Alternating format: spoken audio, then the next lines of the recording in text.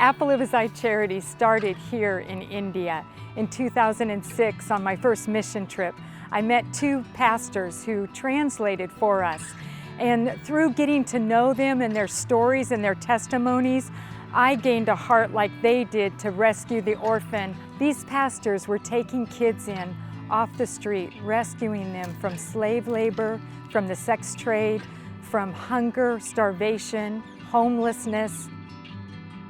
When my wife and I am praying, and the Lord given a clear picture that we are going to start an orphanage for 3 children. I asked the Lord, what shall I do, because I don't have anything to feed them. The Lord showed the clear picture and He called me that to do something. So then we started to adopt them and we brought them into my home. We shared what God has given to us. Small fundraisers is really how it started.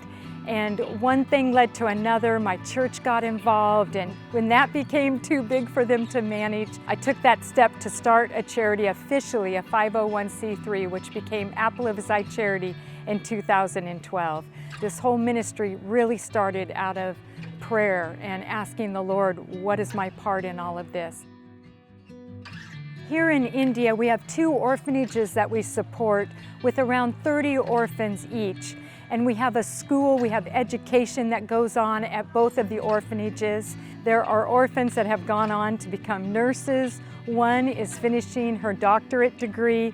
We have engineers, technical, IT students. It's just amazing the work that God is doing here in India. Now it extends further than just helping the orphans. We are focusing on old age ministry and skill development ministry, and orphanages and nutrition support for HIV children. We also have 2 sewing centers that have 6-month to 1-year programs depending on how often the widows and the women are able to come to the schools. Because of the skill development projects, they left sex worker profession, and they are doing with the tailoring, and they are stitching good clothes, and they have put some shops in near colonies, and they are doing good. We have a widows program where on a regular basis the widows come together, they get a hot meal, they get the food to provide them until the next time they meet together, they get to fellowship and pray together. The aged ministry is where we have a home that the elderly that are on their own are able to live and give emotional support for one another and look after one another. There's a leprosy community that we also are a part of. They get monthly food support. A church has raised up right there in their village. They have fellowship together, being encouraged. Another part of our ministry is supporting kids that are coming out of the dumps. They literally have been raised scrounging for items out of the dump to sell, but now they're being told that they have dignity. They're being shown respect for the first time. They're getting meals, food supply, and we have schools that have started right in the dumps, and now they don't even look like dumps anymore. The whole place around them, the whole community is starting to look more beautiful because of the ministry that we're doing in these areas. Our ministry has now extended beyond the borders of India, and we are reaching into Rwanda, a small country in Africa.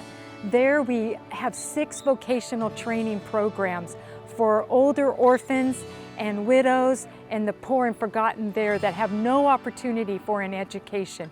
They're learning a trade and they're being able to support themselves. We are balancing the ministry. One side, we want to spread the gospel. Other side, along with the gospel, we see the love of Jesus Christ through the deeds and the activities that we are doing for the welfare of the poor and destitute.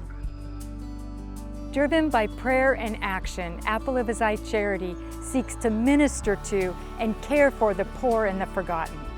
The driving force behind it is prayer. That's how this ministry started, and that's the only way it's going to continue. I thank everyone for all their prayer support and would ask that you would just continue to lift us up in prayer, lift the people here in India and Rwanda up in prayer. And please, you can get involved in so many ways, through prayer, but also through giving, and then coming to India or Rwanda on one of our many mission trips. It is a way to really put your faith in action and get your hands right into this ministry. So I just welcome you. Go to our website, appleofhiseyecharity.org, to find out how you can get involved. Thank you so much.